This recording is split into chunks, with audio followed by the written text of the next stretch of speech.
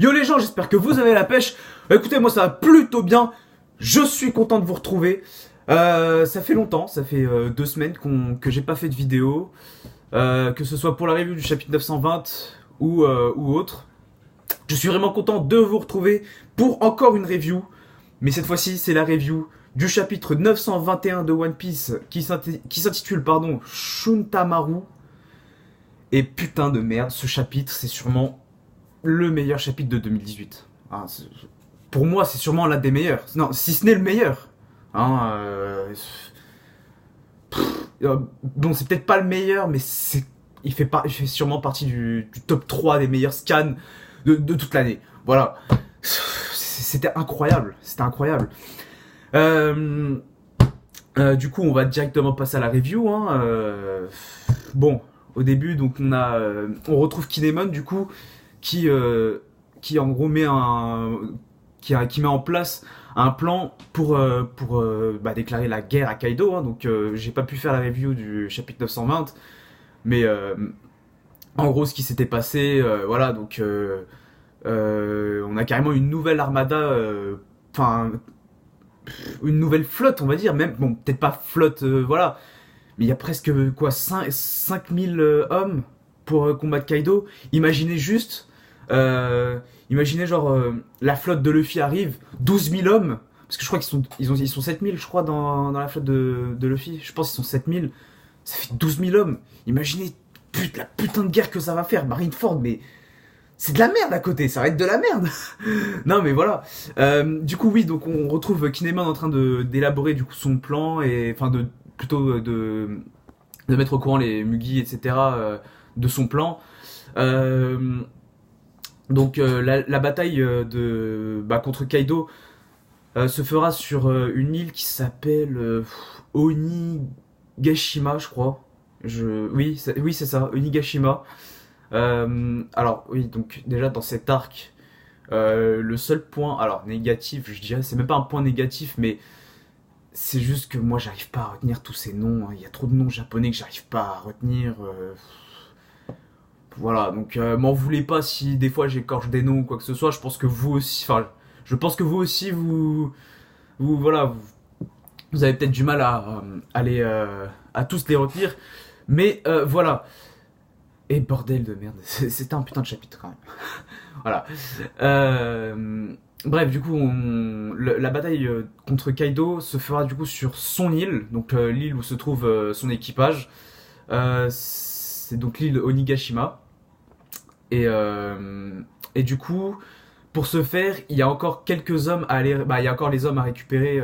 Ils ont 2 semaines pour pouvoir récupérer les hommes qui vont combattre à leur côté. Alors, donc, si je ne m'abuse, ils vont leur distribuer des tracts avec 2 oiseaux de feu, un Abu, donc c'est des espèces de serpents là, des pitons, je sais pas quoi, et un croissant de lune. Alors ça, c'est les schémas représentés par les tracts. Et alors par contre, il y avait un bail avec les 17h, enfin c'était un truc avec 17h30 jusqu'à 18h. Je vais être honnête avec vous, j'ai pas trop compris. Bon, je vois pas vraiment ce que c'est. J'ai pas trop compris, sérieusement. Mais bon, bref. Du coup, les Mugi vont devoir se séparer. Et enfin, toute la bande, en gros, va devoir se séparer sur Wano pour, en gros, récupérer ces personnes qui vont les aider à combattre Kaido. Et pour les reconnaître, en gros, ils ont un tatouage, du coup, ils ont un croissant de lune tatoué sur la cheville gauche. Oui, c'est ça, la cheville gauche. Et donc, euh, alors j'aime pas quand j'ai des trous noirs comme ça, c'est horrible. Oui, du coup, voilà. Donc, Kinemon nous dit aussi que voilà, il y a déjà Usopp et Zoro qui étaient censés donc déjà distribuer ces tracts et essayer de retrouver ces personnes. Bon bah Zoro, hein, comme l'a dit Luffy, il est pas très utile. Hein, voilà, le mec déjà il fume tout le monde, il se perd en chemin. Bon, voilà quoi. Par contre, Usopp, ouais, Usopp, on l'avait retrouvé marchand de, je crois, on l'avait retrouvé marchand de crapaud ou non d'huile de crapaud, je crois. C'était là, c'était genre au chapitre d'introduction de Wano. Ouais, non, je m'en souviens, je m'en souviens. Du coup, donc il y a aussi Franky, on l'avait retrouvé en tant que charpentier, charpentier, pardon, apprenti charpentier, avec un vieil homme qui a dessiné les plans pour enfin, la baraque de Kaido.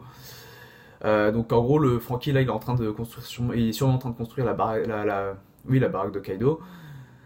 Et du coup, donc on a aussi Robin qui est devenu une geisha pour s'approcher du shogun et soutirer un maximum d'informations par rapport à lui. Donc déjà les Mugis, enfin le plan avait déjà le plan de recrutement, on va dire, avait déjà commencé grâce aux autres Mugiers, ceux qui sont restés à Wano. Et voilà. Du coup, chacun commence à avoir ses propres rôles. Hein, donc, Nami qui doit faire sa ninja grâce à ses compétences en climat, etc. Et Sanji aussi qui, grâce à ses plats, pourra attirer un maximum d'hommes. Et du coup, pour attirer aussi les personnes qui sont susceptibles d'avoir la marque du croissant de lune. Et puis les autres, je sais plus trop. Hein, bah, ça doit être pareil, essayer de distribuer des tracts. Et puis voilà. Donc au final, ouais, voilà, le plan commence à se mettre en place et tout. Euh, on a aussi comment alors oui, Kinemon mentionne aussi trois grands merde, trois grands samouraïs. Donc c'est oula, je sais plus du tout. Je vous l'ai dit, les noms, je les retiendrai pas. Hein. Ah, je vous le dis tout de suite. Hein. Ça va être assez compliqué, hein, mais alors attendez. Il y en a un que je me souviens de lui parce qu'il était dans le chapitre 920. C'est Ashura Doji. Alors lui, donc si je me souviens bien, dans le chapitre 920, c'était le criminel qui s'était fait battre par Oden lorsqu'ils étaient dans la capitale des fleurs. Non, pas dans la capitale des fleurs. Si. Enfin, je sais plus. Je sais plus. Mais en gros, voilà. C'est donc lui, je me souviens qu'il avait été donc il avait été comment donc battu par Oden. Euh... Oula, oula, oula, oula, oula. Ouah, je sais vraiment plus. Hein, je sais vraiment plus. Non, je sais plus. Bon, il y en a un qui commence par W, je crois. Ouais, ouais, non, je vais pas vous dire de conneries.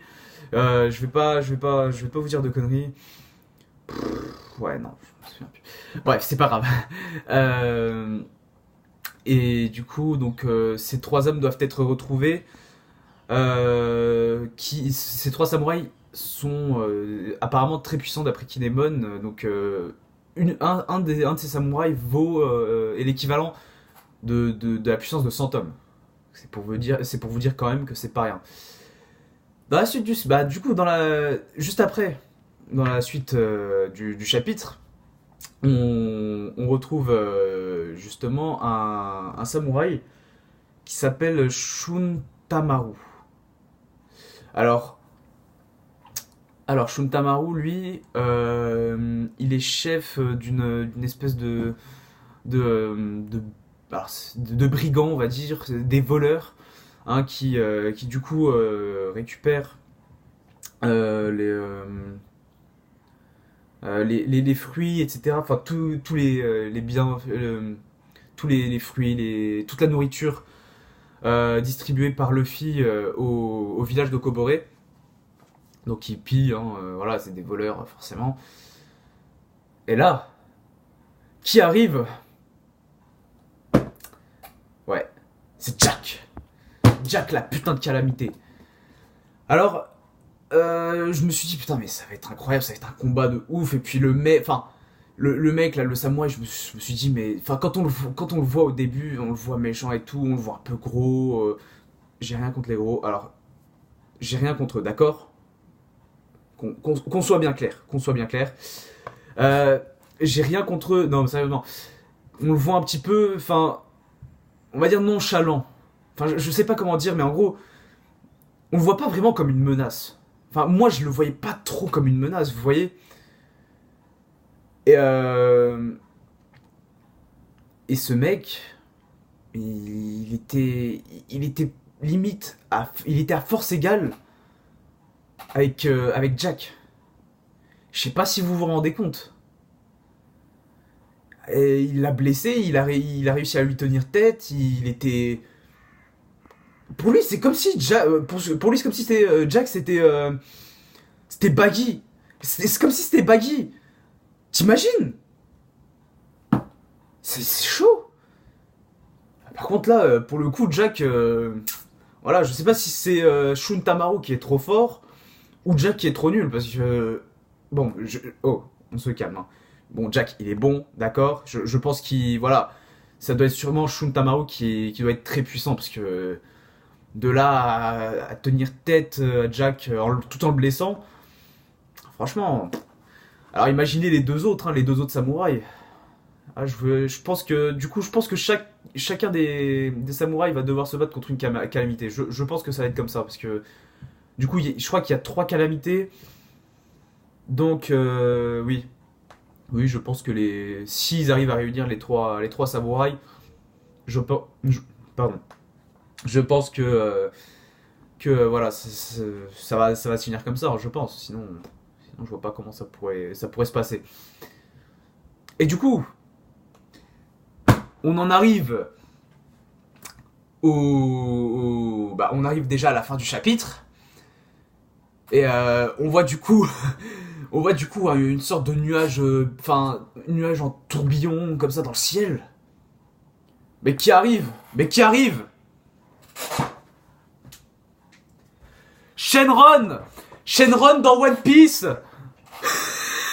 On voit un putain de dragon. Un putain de dragon. Mais qui, attendez, juste qui est-ce que ça pourrait être? Hein? Eh ben c'est Kaido. Eh ben voilà, Kaido. Voilà. Kaido a mangé le fruit du dragon ou un bail du genre, voilà. Mais c'est ce chapitre, mais il est incroyable. Il est incroyable.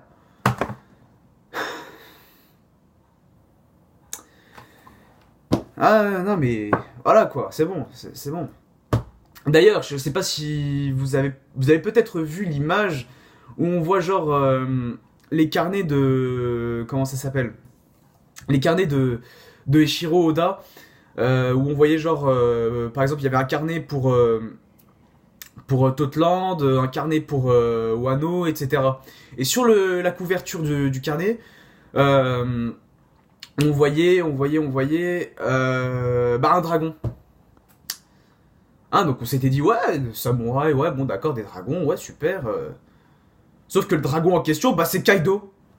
Ouais, bah oui, oui. Qu'est-ce que vous voulez que je vous dise? C'est un putain de dragon, c'est Shenron. C'est Porunga le machin, c'est Porunga. Non mais voilà quoi. Ouais putain, c'est donc du coup le fruit du démon de Kaido, donc le pouvoir de Kaido c'est le pouvoir du dragon. Donc un Zoan mythologique forcément. J'imagine que ce n'est pas un smile, hein, puisque quand même je le vois mal. Voilà, c'est forcément non bah non, puisque les smiles du coup c'est lui qui les produit. Enfin, qui les produit, c'est pour son équipage, du coup, non, c'est pas un smile, hein, c'est bien le vrai fruit du démon cette fois-ci. Pour moi, j'en suis sûr en tout cas.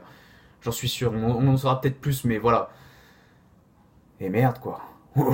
On le voit déjà, quoi, Bon, après, voilà, il demande en gros à Jack d'aller récupérer les gamins, hein, en faisant allusion à Trafalgar Law et Luffy, etc.